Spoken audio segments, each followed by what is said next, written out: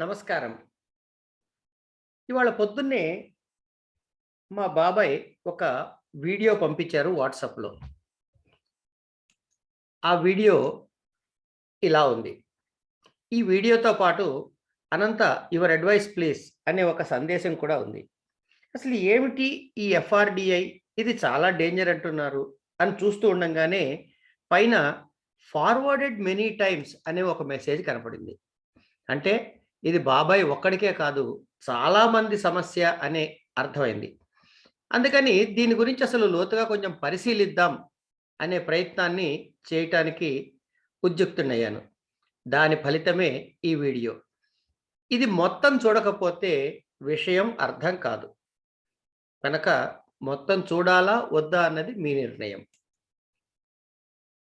రండి. అసలు ఈ వీడియోలో ఏం చెప్పారో మొత్తం కాకపోయినా కొంత భాగాన్ని వినే ప్రయత్నాన్ని చేద్దాం. ఈ వీడియోని వినండి.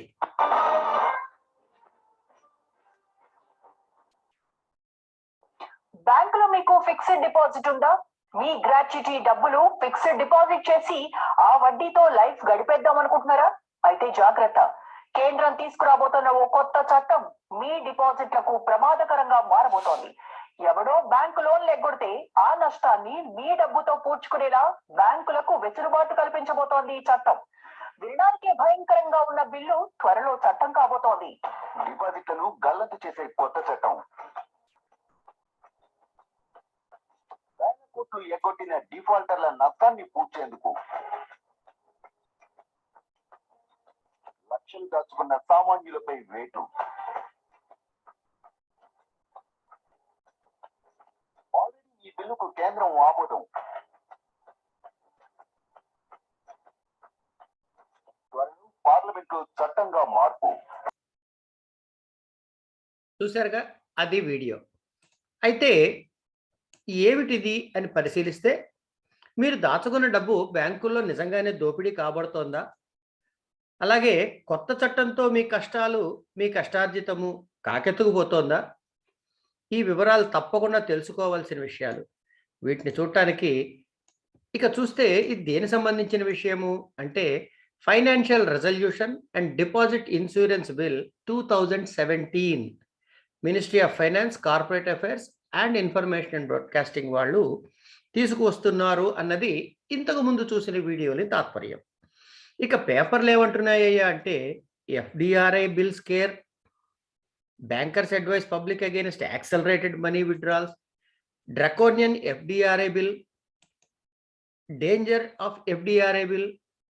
అసలు ఈ పేరు ఎఫ్డిఆర్ఐ కాదు, ఎఫ్ఆర్డిఐ అవుతుంది. సరే, ఇలా ప్రింట్ మీడియాలోనూ ఇబ్బందులే ఉంది, ఎలక్ట్రానిక్ మీడియాలో కూడా ఇవే ఉన్నాయి. ఇదిగోండి, ఇందాక చూసిన క్యాప్షన్స్ ఈ వెబ్సైట్స్ నుంచి తీసుకోవడం జరిగింది. ఈ వెబ్సైట్లలో ఏం వివరాలు చెప్పారు అన్నది మనకి ప్రస్తుతానికి అప్రస్తుతం. అయితే ఇప్పుడు సమస్య ఏమిటి? మన డిపాజిట్ల గురించి. ఇది తెలుసుకునే ముందు ఒక చిన్న ముఖ్య విషయాన్ని మీకు చెప్పాలి. ఏంటంటే డిఐసిజిసి యాక్ట్ 1961 అంటే deposit insurance and credit guarantee corporation act 1961 61 అంటే దగ్గర దగ్గర 61 సంవత్సరాల నుంచి ఈ బిల్లు అమలులో ఉంది. ఇది కొత్త బిల్లు కాదు. ఇందులో డిపాజిట్ అంటే ఏమన్నాడు? Deposit means aggregate of unpaid balances due to a depositor అని చెప్పుకుంటూ వస్తాడు. అంటే ఒక వ్యక్తి తను పెట్టిన డిపాజిట్ల మొత్తమును కలిపి డిపాజిట్ అని దాని నిర్వచనం చెప్పారు. ఇక ఇప్పుడు కొత్తగా రాబోతున్న ఎఫ్ఆర్డిఐ యాక్ట్లో డిపాజిట్ గురించి ఏమంటున్నారు అంటే పైన 61 యాక్ట్లో ఏది చెప్పారో ఈ యాక్ట్లో కూడా వస్తే ప్రస్తుతానికి బిల్లు అనుకుందాం. నేను ఎక్కడైనా బిల్లు బదులు యాక్ట్ అన్నా, యాక్ట్ బదులు బిల్ అన్నా కూడాను బిల్లుగానే చదువుకోండి. అది కూడా అలాగే 61 యాక్ట్లో ఏది చెప్తున్నారు ఈ బిల్లులో కూడా అలాగే డెఫినిషన్ ఇచ్చారు డిపాజిట్కి. ఇక్కడికి డిపాజిట్ అనే డెఫినిషన్ అయిపోయిన తర్వాత మనం చూడాల్సింది ఏంటి అంటే ఈ డిఐసిజిసి యాక్ట్ అంటే ఏమిటి అనేది ముందు కొంచెం తెలుసుకుందాం. ఎందుకంటే 61 సంవత్సరాల నుంచి బ్యాంకింగ్ రంగంలో ఈ బిల్లు ఉంది. ఈ డిఐసిజిసి యాక్ట్‌ని నెట్‌లోంచి డౌన్‌లోడ్ చేసి చూశాను. కొన్ని ముఖ్యమైన అంశాలని మీకు పరిచయం చేస్తా. సెక్షన్ 15 ప్రీమియం గురించి మాట్లాడుతుంది. అట్లాగే 16 కార్పొరేషన్, ఈ డిఐసిజిసి కార్పొరేషను ఇన్స్యూర్డ్ డిపాజిటర్స్‌కి యొక్క బాధ్యత ఏం తీసుకుంటోంది అన్నది చెప్తోంది. ఇక 17వ సెక్షను ఒక బ్యాంక్ గనక మూతపడితే ఈ కార్పొరేషను డిపాజిటర్లకి పైసలు ఎలా ఇస్తుంది అనే అంశం గురించి ఇందులో చెప్పబడుతుంది 17వ సెక్షన్‌లో. ఇక 23వ సెక్షన్ ఏంటంటే ఈ డిపాజిట్ ఇన్సూరెన్స్ ఫండ్ అని ఒకటి క్రియేట్ చేస్తుంది. ఆ ఫండ్ ఎలా వస్తుంది అనే అంశాన్ని మనకి ఇక్కడ చెప్తారు. ఇకపోతే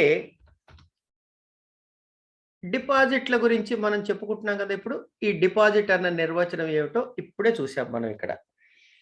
ఇది అయిన తర్వాత మనం తెలుసుకోవాల్సింది ఈ చట్టాలు అంటే పాత చట్టములో తెలుసుకోవాల్సిన విషయాలు ఏమిటి అనే దానిలోకి వస్తే, ఇన్స్యూర్డ్ డిపాజిట్ అంటే ఏమిటో తెలుసుకోవాలి. ఇన్స్యూర్డ్ డిపాజిట్ అంటే means deposit or any portion thereof the repayment whereof is insured by the corporation under the provisions of this act. అంటే ఈ యాక్ట్ ప్రకారము మనకి ఎన్ని డబ్బులు ఇన్సూరెన్స్ వాళ్ళు ఈ కంపెనీ ఈ కార్పొరేషన్ ఇస్తుంది అనే విషయాన్ని తెలియజేసేటటువంటి నిర్వచనం ఇన్స్యూర్డ్ డిపాజిట్. ఇది అయిన తర్వాత అన్నిటికన్నా ముఖ్యమైనవి తెలుసుకుంటూ పోవాలి కదా. 15వ సెక్షన్. ఈ 15వ సెక్షన్లో ఏం చెప్తున్నాడు అంటే every insured bank shawl go so long as it continues to be registered is liable to pay premium to the corporation. అంటే ఈ ప్రీమియం డబ్బులు కట్టేది డిపాజిటర్ కాదు, ఆయా బ్యాంకుల వాళ్ళు కడతారు, మనము కట్టము. అది ఎలా కట్టాలి ఏమిటి అనే వివరాలు వాళ్ళు చూసుకుంటారు. ఇకపోతే 16వ సెక్షన్ ఏమిటిది? ఎప్పుడైతే ఒక వ్యాపార సంస్థ అంటే బ్యాంకింగ్ సంస్థ అంటే లిక్విడేషన్లోకి వెళ్ళినట్లయితే అప్పుడు మనకి ఈ డబ్బులు ఇవ్వబడతాయి. ఎంత ఇవ్వబడతాయి అంటే corporation subject to the other provisions liable to pay every depositor of that bank in accordance with the provision of section 17 an amount equal to due amount to him at the time of such order made. ఎట్లాట అది కూడా అంటే provided that total amount payable by corporation to any one depositor in respect of depositor in that bank in the same capacity shall not exceed 1,500 rupees. ఈ act పెట్టినప్పుడు ఎంత పెట్టారండి? 1,500 రూపాయలు మాత్రమే. మీరు ₹1,00,00,000 డిపాజిట్ చేసినా 1,500 ఇస్తుంది 61వ చట్టం ప్రకారం. ఇది రాను రాను పెంచుకుంటూ పోయి 1993 నుంచి ₹1,00,000 చేశారు. అంటే ఒక డిపాజిటర్ 10 లక్షలు పెట్టినా ₹1,00,00,000 పెట్టినా ఆ బ్యాంకు మూతపడితే అతనికి గ్యారంటీగా వచ్చేటటువంటి సొమ్ము 1,00,000 ఒక వ్యక్తికి. అంతేగాని నా ₹1,00,000 డిపాజిట్లు 10 ఉన్నాయి కాబట్టి ప్రతి డిపాజిట్కి 1,00,000 ఇవ్వమంటే ఇవ్వరు. ఆ వ్యక్తి మొత్తానికి కలిపిన డిపాజిట్లలో ₹1,00,000 ఇవ్వబడతాయి. ఇది ఈ చట్టము. ఇకపోతే దీని తర్వాత చూడాల్సింది ఏంటి మనము అంటే 17వ సెక్షన్ చూడాలి. మిగతావన్నీ మనకు అనవసరం. ఇక్కడ ఒక్కటి మాత్రం చూపించాలి. ఒరిజినల్ అమౌంట్ అంటే ఏమిటి అంటే మనము డిపాజిట్ చేసినటువంటి మొత్తము అమౌంట్. ఇక స్పెసిఫైడ్ అమౌంట్ అంటే ఏమిటి అంటే 1,500 rupees or as the case may B amount fixed by the corporation. అంటే ఇప్పుడు ఎంత అనమాట? ₹1,00,000. సో మనం పెట్టిన ఒరిజినల్ అమౌంట్ అంటే 10 లక్షలు ఉదాహరణకి, స్పెసిఫైడ్ అమౌంట్ అంటే ₹1,00,000. అదే నా డిపాజిట్ 60,000 అనుకోండి, ఒరిజినల్ అమౌంట్ 60,000, స్పెసిఫైడ్ అమౌంట్ కూడా 60,000. ఇది మనం గమనించుకోవాలి. ఇట్లా ఈ సెక్షన్ మనకి చెప్తుంది. ఇక ఈ 17వ సెక్షన్లో ఏం చెప్తోంది అంటే ఏ బ్యాంక్ అయితే మూతపడాలని చెప్పి నిర్ణయం చేయబడిందో ఎవరు చేస్తున్నారు? ఈ డిఐసిజిసి చేయట్లేదు, వేరే సంస్థ చేస్తోంది. అది కోర్టు కావచ్చు, ఇతరత్ర ఏవైనా కావచ్చు. దాని జోలికి మనం ప్రస్తుతానికి వెళ్ళక్కర్లేదు. అయితే అలా జరిగితే ఏమిటంటే 2 నెలలు తిరగకుండా ఈ కార్పొరేషన్ డబ్బుల్ని ఇస్తుంది. ఎంత? Specified amount. ఎట్లా ఇస్తుంది? Directly to the depositor. మనకి డైరెక్ట్‌గా ఇస్తుంది. లేదా ఇంకొక ఏజెన్సీ ద్వారా గాని, లిక్విడేటర్‌కి ఇవ్వటం గాని ఇత్యాదుల పద్ధతిలో ఇస్తుంది. ఇది ఈ చట్టము చేసినటువంటి వ్యవహారం. ఇక ఇది అయిన తర్వాత ఇంకొక విషయాన్ని చూస్తే మనకి ఈ యాక్ట్‌లో చూడాల్సినవన్నీ అయిపోతాయి. ఏమిటది? ఈ డిపాజిట్ ఇన్సూరెన్స్ ఫండ్ అన్నది ఎలా వస్తుంది? All amounts received by the corporation as premium. Premium ఎవరు కడుతున్నారు? బ్యాంక్ వాళ్ళు కడుతున్నారు. తర్వాత ఇతరత్రా వచ్చే డబ్బులు అన్ని రాశారు కానీ వీటిలో ఎక్కడా కూడా డిపాజిటరు ఈ ఇన్సూరెన్స్ డబ్బులు కట్టాలి అని లేదు. ఇది మనము గమనించుకోవాల్సిన విషయము. ఇక్కడికి ఈ డిఐసిజిసి యాక్ట్ అంటే deposit insurance and credit guarantee corporation act 1961 లో చూడదగ్గటువంటి ముఖ్య అంశాలు చూశాం. ఇప్పుడు ఈ financial resolution and deposit insurance bill అనేటటువంటిది చూద్దాం. ఇందులో ప్రిలిమినరీ రెజల్యూషన్ కార్పొరేషన్ ఎట్లా వస్తుంది, దాని మెంబర్స్ ఎవరు, ఈ వివరాలన్నీ ప్రస్తుతానికి మనకు అనవసరం. మనకు కావాల్సింది ముఖ్యమైనది ఎక్కడ మొదలవుతుంది అంటే 36వ సెక్షన్లో మొదలవుతుంది. 36వ సెక్షన్ ఏం చెప్తోంది? Resolution of specified service provider, classification of specific service providers into categories of risk of viability. ఈ మాట మనకి డిఐసిజి యాక్ట్లో కనపడలేదు. ఇది కొత్త విషయము. అక్కడ ఎవరు నిర్ణయం చేస్తారు లిక్విడేషన్ అన్నది అన్నప్పుడు డిఐసిజిసి మాత్రం కాదు అని తెలుసుకున్నాం. ఇక్కడ ఆ బ్యాంకింగ్ సంస్థ యొక్క రిస్క్ వయబిలిటీని వెరిఫై చేసేది ఈ కార్పొరేషను. ఇది మనం గుర్తుపెట్టుకుందాం. ఇది ఒకటి. ఇది అయిన తర్వాత 38. ఒకవేళ ఆ బ్యాంక్ కనుక నష్టాల్లో ఉన్నట్లు ఈ కార్పొరేషన్ గుర్తిస్తే వాళ్ళు రిస్టోర్ చేయటానికి రిజల్యూషన్ ప్లాన్స్ తయారు చేయటము, ఇలాంటి ఇన్ఫర్మేషన్ అంతా ఈ చాప్టర్లో 38వ సెక్షన్ 40 వరకు చెప్తారు. ఇది అయిన తర్వాత ఈ వైబిలిటీ అంటే ఏమిటండి, ఈ రిస్క్ ఏమిటి, వైబిలిటీ ఏమిటి అంటే అది 8వ చాప్టర్లో మనకి 42వ సెక్షన్ నుంచి చెప్పబడుతుంది. మెటీరియల్ రిస్క్ అంటే ఏమిటి, ఇమ్మినెంట్ రిస్క్ అంటే ఏమిటి, క్రిటికల్ రిస్క్ ఎట్లా చూస్తారు, నోటీస్ బ్యాంకుకి ఎవరిస్తారు, ఈ వివరాలన్నీ ఇక్కడ ఉన్నాయి. అంటే అందులో లేని ఒక అధికమైనటువంటి మానిటరింగ్ సిస్టమ్ ఇక్కడ మనకు కనపడుతుంది. ఇది పక్కకి పెడదాం. ఇది అయిన తర్వాత ఏం చూడాలి మనము అంటే 52వ సెక్షన్ అన్నది మనకి చాలా చాలా చాలా ప్రధానమైంది. ఎందుకంటే ఏ సంస్థ కానీ ఏ పేపర్ కానీ ఎవరు మాట్లాడినా కూడా చెబుతున్నది ఈ బెయిల్ ఇన్ అనే ప్రొవిజన్ మీద చాలా విస్తృతమైనటువంటి అపోహలే అనుకోండి, ఊహలే అనుకోండి, తెలిసి తెలియని మాటలే అనుకోండి, సగం సగం అర్థమైన మాటలే అనుకోండి, నాతో సహా ఇవన్నీ మనకి కనపడుతున్నాయి. కనుక ఈ సెక్షన్ చట్టం ఏం చెప్తోందో మనం చూద్దాం. దాన్ని మనం అర్థం ఎలా చేసుకోవాలో తర్వాత చూద్దాం. ముందు సెక్షన్ ఏం చెప్తోంది అనే విషయాన్ని మనం పరిశీలిద్దాం. ఇక్కడికి ఇది చెప్పారు. ఇంకా ఇక్కడ తర్వాత ఇక్కడ వరకు ఇది చూద్దాము. తర్వాత 72వ సెక్షన్ ఏమిటి అంటే ఏ పద్ధతిలో ఈ డిపాజిట్ ఇన్సూరెన్స్ కార్పొరేషన్ వాళ్ళు డిపాజిటర్కి చెల్లిస్తారు అనేది 72వ సెక్షన్లో చెప్తున్నారు. ఈ 72వ సెక్షన్లో ఏం చెప్పారో కూడా మనం త్వరలో చూద్దాం. ఇక ఈ బిల్లు యొక్క లక్ష్యము ఏమిటి? To provide for resolution of certain categories of finance services providers in distress. కష్టాల్లో ఉన్నప్పుడు బ్యాంకులకి ఇతర ఫైనాన్షియల్ సర్వీసెస్ వాళ్ళందరికీ ఎలా ఇవ్వాలి, డిపాజిట్ ఇన్సూరెన్స్ కస్టమర్స్కి ఎలా ఇవ్వాలి, ఇత్యాది రెజల్యూషన్ ఎట్లా చేయాలి, ప్రాబ్లమ్స్ వస్తే ఇవన్నీ ఇందులో చెప్పబడుతున్నాయి.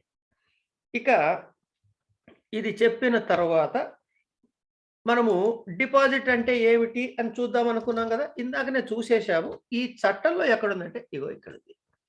ఈ చట్టంలో అక్కడ డిఐసిజిసి యాక్ట్లో ఏది చెప్పారో ఈ యాక్ట్లో కూడా అదే విధముగా దాని నిర్వచనము ఉన్నది అనే విషయాన్ని మనం గమనించాం.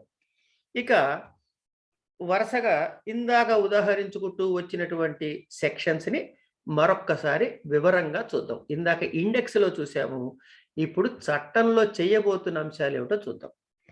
ఇక liability of corporation to insured depositors ఏమిటా? ఇది చూడండి. Corporation insurance fund shall be utilised by the corporation ఎవరికి? For payment of the specified amount or amount due. Amount due అంటే మొత్తము, స్పెసిఫైడ్ అమౌంట్ అంటే చట్ట ప్రకారం. ఇంత చట్టంలో ₹1,00,000 ఎలాగో ఈ చట్టంలో కొంత అమౌంట్ నిర్ణయం చేస్తారు. ఆ నిర్ణయం చేసిన మొత్తము ఇది ఇవ్వటం జరుగుతుంది. ఇది సెక్షన్ 2లో చెప్పినటువంటి విషయం. ఈ పేమెంట్ ఎక్కడి నుంచి చేస్తారు అంటే ఉన్నటువంటి ఫండ్లోంచి చేస్తారు.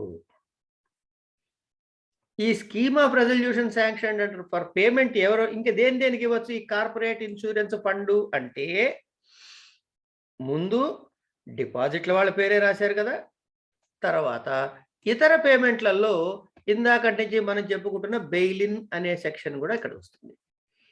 సరే, ఇది ఇంతవరకు చాలు. ఇంకా ఇక్కడ దీనికి ఎక్స్ప్లెనేషన్ ఇచ్చారు. ఏం ఎక్స్ప్లెనేషను అంటే ఈ పేమెంట్స్ వచ్చేటప్పటికి ఇక్కడ స్పెసిఫైడ్ అమౌంట్ అని అనుకున్నాం కదా, ఈ స్పెసిఫైడ్ అమౌంట్ అన్నది ఏమిటి అంటే ఈ ఎక్స్ప్లెనేషన్లో ఇచ్చారు చూడండి. ఒరిజినల్ అమౌంట్ అంటే in relation to a depositor means total amount due by the insured service provider అంటే బ్యాంక్ వాళ్ళ ద్వారా. స్పెసిఫైడ్ అమౌంట్ అంటే amount specified by the corporation అంటే సబ్సెక్షన్ 1 అంటే ఎంత ఇవ్వాలని నిర్ణయం చేస్తారో ఆ మొత్తము అనేటటువంటిది దీని అర్థము. ఇది అంటే మనకి ఫండ్లోంచి డబ్బులు ఇవ్వబడుతుంది అనే విషయానికి మనకి క్లారిటీ ఇచ్చారు. ఇక 36వ సెక్షన్లో ఏం చెప్పారు? రెజల్యూషన్ గురించి మాట్లాడుకున్నాం. ఇది పాత చట్టంలో లేదు అని కూడా చెప్పుకున్నాం. The appropriate regulator or as the case may be corporation may by an order of writing specify detailing with the risk to viability. అంటే ఈ స్పెసిఫైడ్ సర్వీస్ ప్రొవైడర్ అనే ఒక మాటను గుర్తుపెట్టుకోండి. కార్పొరేషన్ అంటే ఈ కొత్త సంస్థ రాబోయే సంస్థ. వీళ్ళల్లో ఎవరైనా కానీ ఆ బ్యాంకింగ్ సంస్థ యొక్క వయబిలిటీ అంటే దాని యొక్క అస్తిత్వం ఎట్లా ఉంది ఏమిటి అనేటువంటి గురించి, రిస్క్ ఎంత ఉంది అనే విషయం గురించి నిర్ణయం చేయడానికి ఈ సెక్షన్ చెబుతుంది. వాళ్ళకి హక్కులు కల్పిస్తుంది దాని మీద అజమాయిషీ చేసేందుకు, పరిశీలించేందుకు. ఇక అయిన తర్వాత మనం చూడాల్సిన సెక్షన్ ఏంటంటే 38వ సెక్షన్ చూడాలి. 38వ సెక్షన్ ఏమిటి? Restoration plan and resolution plan. ఈ చట్టం ఇక్కడ ఏం చెప్తున్నారు? ఎవరైతే స్పెసిఫిక్ ప్రొవైడర్ కానీ ఇతరులు కానీ ఇమ్మినెంట్ రిస్క్ అనేటటువంటి కేటగిరీ, ఈ రిస్క్ల కేటగిరీలు చూద్దాం. అంటే ఏమిటి? అక్కడికి వచ్చినప్పుడు ఏ స్టెప్స్ తీసుకోవాలి, ఎలాంటివి చెయ్యాలి అనే వివరాలన్నీ ఈ సెక్షన్ నిర్దేశిస్తుంది. అంటే పాత చట్టంలో లేని కొత్త నిబంధనల ద్వారా బ్యాంకింగ్ వ్యవస్థని పటిష్టం చేసేందుకే ఎక్కువగా ఇందులో మనకి కారణాలు కనపడుతున్నాయి. ఇక అయిన తర్వాత material imminent critical risk to viability. ఇది ఏం చెయ్యాలి అంటే ఇలా గనక గమనించినట్లయితే ఆ రెగ్యులేటర్ కానీ ఈ కార్పొరేషన్ కానీ ఒక ఆర్డర్ పాస్ చేస్తుంది బ్యాంక్ మీద. ఏమని? Appropriate regulator May order prevent the specified service provider అంటే ఆ బ్యాంకు. ఇక్కడ స్పెసిఫైడ్ ప్రొవైడర్ ఎందుకు అంటున్నారండి? బ్యాంకే అనొచ్చు కదా. అంటే దీని పరిధిలోకి చిట్ ఫండ్ కంపెనీలు వస్తాయి, నాన్ బ్యాంకింగ్ ఫైనాన్షియల్ వస్తాయి, ఇన్సూరెన్స్లు వస్తాయి, తర్వాత ఇన్వెస్ట్మెంట్స్ వస్తాయి. ఇట్లా రకరకాలటువంటి ఎక్కడైతే డిపాజిటర్ డబ్బులు తీసుకుని డిపాజిట్లు యాక్సెప్ట్ చేసే సంస్థలు ఉన్నాయో వాళ్ళందరూ ఇందులోకి వస్తారు. అందుకని స్పెసిఫైడ్ సర్వీస్ ప్రొవైడర్ అనే పదాన్ని ఇక్కడ వాడుతున్నారు. ఇక ఏంటిట? ఎలాంటివి వాళ్ళ మీద ప్రివెన్షన్ పెడుతున్నారు అంటే accepting funds which increase liability of the consumer, declaration are payment of dividends to share holder, payment of bonus to directors etcetera, acquiring interest in any other business. ఇట్లా అనేకమైనటువంటి వాళ్ళ మీద కండిషన్స్ పెట్టడం ఇక్కడ జరుగుతోంది. అంటే ఆ బ్యాంకింగ్ సంస్థ సరిగ్గా పనిచేయకపోతే ఎలాంటి నిర్ణయాలు తీసుకోవటానిక వీళ్ళకి హక్కులు కల్పించబడ్డాయి. ఇక తర్వాత మనం చూడాల్సింది ఏంటి? ఈ రెజల్యూషను దీని టైం ఏమిటి, ఎట్లా చేస్తారు అని అంటే, ఇందులో corporation may resolve the specified so and so అని రకరకాలు చెబుతూ, ఇందులో మనం గుర్తుపెట్టుకోవాల్సింది ఇది ఒకటే, bail in accordance with provisions of section 52. Bail in అంటున్నానే కానీ బెయిల్ ఇన్ అంటే ఏమిటో మీకు ఇప్పటిదాకా చెప్పలే. అది తర్వాత చూద్దాం. ఎప్పుడు? దీని తర్వాత 52వ section bail in. Notwithstanding anything section so and so in consultation చెప్పాడు, if it is satisfied that it is necessary to bail in a specific service provider to absorb losses incurred. ఇందాక వీడియోలో విన్నామే, మన డబ్బులన్నీ తీసుకుని ఎక్కొట్టిన వాడికి సర్దుకుంటారు అని. అదే ఈ provision. Incurred specific provider and provide a measure of capital so as to enable it carry on business reasonable maintenance so and so అని ఈ వివరాలు చెప్పడం జరిగింది. అంటే ఈ డిపాజిట్ ఇన్సూరెన్స్ ఫండ్ ఉంది కదా, ఆ ఫండ్లోంచి కొంత మొత్తాన్ని ఈ బ్యాంకింగ్ సంస్థలకి ఇచ్చే హక్కు కార్పొరేషన్లో కల్పించింది ఈ 52వ సెక్షన్ ప్రకారం. అంటే మన డబ్బులు ఏమీ లేవు, మన డిపాజిట్ గురించి ఇక్కడ మాట్లాడట్లేదు. ఫండ్ ఎట్లా క్రియేట్ చేస్తున్నారు అంటే చాలా స్పష్టంగా చెప్పబడింది. బ్యాంకులు వాళ్ళు కట్టే ప్రీమియము, ఇతరత్ర వచ్చే రిజర్వ్ బ్యాంక్ ఇచ్చేవి ఇతరత్ర మనము కట్టట్లేదు. మనము అంటే డిపాజిటర్స్ కట్టడం లేదు. ఆ ఫండులోంచి వాళ్ళ ఇబ్బందులు తొలగేందుకు వీలుగా కావలసినటువంటి క్యాపిటల్ బేస్ వచ్చేందుకు వీలుగా ప్రొవైడ్ చేస్తున్నారు. ఎందుకుట? రీజనబుల్ పీరియడ్ కోసం ఇస్తున్నారు. Maintain market confidence. ఇది అందులో చెప్పబడినటువంటి అంశం. అయిన తర్వాత ఈ బెయిల్ ఇన్ ఇన్స్ట్రుమెంట్ అని, స్కీమ్ అంటే ఏమిటని, అది ఎట్లా ఉంటుంది, దాని ప్రొవిజన్స్ ఏమిటి, ఈ వివరాలన్నీ 52వ సెక్షన్లో మనకి వివరంగా చెబుతారు. ఈ చెప్పిన తర్వాత 6వ కండిషన్, అంటే ఈ 52వ సెక్షన్లోనే 6వ కండిషన్ని మనం చూడాలి. ఏమిట అంటే ఈ 6వ కండిషన్లో ఏంటి? In addition to the actions laid down section 3 subsection 3 corporation may consultant so and so అని చెప్పుకుంటూ వస్తూ direct haircut collateral, direct insurance of equity అని చెప్తూ బెయిల్ ఇన్ ఇన్స్ట్రుమెంట్ ఆ scheme under this section shall not affect, ముందు ఇది పట్టుకోండి, shall not affect any liability owed by specific service provider to the depositor to the extent of such deposit covered by insurance scheme. అంటే పాత స్కీములో ₹1,00,000 వరకు ఎట్లాగైతే వాగ్దానం చేసి డిపాజిటర్కి ఇవ్వడానికి ఒప్పుకున్నారో, కొత్త చట్టములో కూడా డిపాజిటర్కి ఇస్తామని ఒప్పుకునే మొత్తానికి ఎటువంటి హాని లేదు. పాత చట్టంలోనూ 10 లక్షలు పెడితే 1,00,000 వరకే గ్యారంటీ, ఇక్కడ ఎంత పెడితే అంత, అది ఎంతో తర్వాత చూద్దాం. కనుక గ్యారంటీగా డిపాజిటర్కి ఇచ్చినటువంటి మొత్తమును కాకనే, ఎందుకంటే bail instrument or scheme shall not affect any liability owed by the specific survivor to the depositor to the extent of such deposit covered by deposit insurance. ఈ ఇన్సూరెన్స్ డిపాజిట్ ప్రకారం ఎంత కవర్ అయిందో అది చాలా ముఖ్యముగా మనము చూడాల్సిన విషయము. తర్వాత ఇక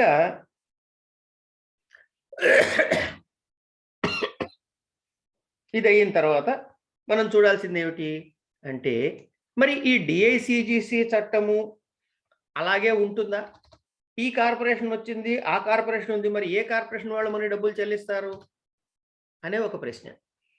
చాలా స్పష్టంగా the deposit insurance and credit guarantee corporation act is repealed, అంటే ఈ యాక్ట్ పోయి కొత్త యాక్ట్లో మెర్జ్ అవుతుంది. అలాగే ఈ యాక్ట్కు ఉన్న ఆస్తులు అన్నీ కూడాను ఆ కొత్త రాబోయే యాక్ట్లోకి వెళ్తాయి. ఇక్కడ ఉండేటటువంటి ఇన్సూరెన్స్ ఫండ్ కొత్త కంపెనీలోకి వెళ్తుంది. ఈ విధంగా ఇవి మార్పులు జరుగుతాయి అనేటువంటి విషయాన్ని ఇందులో చెప్పారు. ఇది అయిన తర్వాత ఇందాక నుంచి రెగ్యులేటర్ అంటున్నారా? రెగ్యులేటర్లు ఎవరండి అంటే రిజర్వ్ బ్యాంక్ ఆఫ్ ఇండియా కావచ్చు, ఇన్సూరెన్స్ రెగ్యులేటరీ కావచ్చు, సెబీ కావచ్చు, pension fund regulatory development authority కావచ్చు, ఇంకా ఏదైనా రెగ్యులేటర్ అథారిటీ సెంట్రల్ గవర్నమెంట్ పెట్టుంటే అవన్నీ కూడా ఇందులోకి వస్తాయి. అనే విషయం కొత్త చట్టం చేయబోతున్న దానిలో చెప్పబడిన అంశాలు. అసలు ఇంతకీ ఈ చట్టాన్ని ఎందుకు తెస్తున్నారయ్యా అంటే, ప్రస్తుతం భారతదేశంలో ప్రత్యేకమైన ఫైనాన్షియల్ ఇన్స్టిట్యూట్లు ఫెయిల్ అయితే, నష్టపోతే దాన్ని ఎట్లా రిజాల్వ్ చేయాలనే విషయం మీద ఎటువంటి చట్టాలు లేవు. కనుక బ్యాంకింగ్ రెగ్యులేషన్ యాక్ట్‌ని, రిజర్వ్ బ్యాంక్ యాక్ట్‌ని, ఇన్స్యూరెన్స్ యాక్ట్‌ని, లైఫ్ ఇన్స్యూరెన్స్ యాక్ట్‌ని, జనరల్ ఇన్స్యూరెన్స్ యాక్ట్‌ని ఇట్లా అనేకమైన యాక్ట్‌లలో చేయాల్సినటువంటి మార్పులు చేసుకుంటూ ఈ కొత్త చట్టాన్ని తీసుకురావడానికి ప్రయత్నం చేస్తున్నారు. ఇది ఈ చట్టంలో ఉన్నటువంటి అంశాలు. ఇకపోతే ఇదొక్కటి కూడా మనం చూసేసినట్లయితే బాగుంటుంది. బెయిల్ ఇన్ ఇక్కడ ఉంది. స్కీమ్ ద్వారా కార్పొరేషన్ ఫండ్‌ని వాడేందుకు బెయిల్ ఇన్ ఇవ్వచ్చు ఒక స్కీమ్ అని చెప్పారు. ఇది ఎలా ఇస్తారంటే బెయిల్ ఇన్ ఇన్‌స్ట్రుమెంట్ ద్వారా ఇస్తారు. కన్వర్ట్ చేయొచ్చు అన్నాడు. అంటే ఇక్కడ చూడండి ఒక్కసారి, కార్పొరేషన్ రిజాల్వ్ చేసిన తర్వాత రిస్క్‌ని తీసుకుని scheme or bail in instrument in such a form అన్నారు. ఏమిటి చేస్తారట ఇవి అంటే దాని గురించి చెబుతూ 52వ సెక్షన్‌లో మనకి చెబుతున్నారు. ఎట్లా bail in instrument or scheme referred in shall be అని చెప్పి bail in provision for construction with provision instrument or another instrument. తర్వాత provision modifying changing the form of liability owed by specific provider. Provision that contract agreement under which specific provider has liability shall have effect as if a specified right has been exercised under it. ఇట్లా అంటే ఇప్పుడు మనం గమనించండి, 10 లక్షలు ఉంది కదా, ఈ 10 లక్షల్లో ₹1,00,000 ప్రస్తుతానికి మనం మాట్లాడుకునేది 10 లక్షలే అనుకుందాం. 10 లక్షలు ₹1,00,000 అనుకుందాం. అనుకుంటే ₹1,00,000 గ్యారెంటీగా మనకు వచ్చేస్తే దాన్ని ముట్టుకోవడానికి వీల్లేదని ఇంతకు ముందే చూసాం. మిగిలిన 9 లక్షలు పాత చట్టంలో ఆ 9 లక్షల గురించి ఏమీ మాట్లాడలేదు. పాత చట్టంలో ఆ 9 లక్షల గురించి ఏం మాట్లాడలేదు. బ్యాంకింగ్ కంపెనీ ఎత్తేస్తే లిక్విడేటరు రూపాయలో 2 పైసలు, 10 పైసలు, 5 పైసలు ఏ వాటా అయితే నిర్ణయం చేస్తాడో ఆ వాటా ప్రకారమే మనకి డబ్బులు వచ్చే అవకాశం అప్పుడుంది.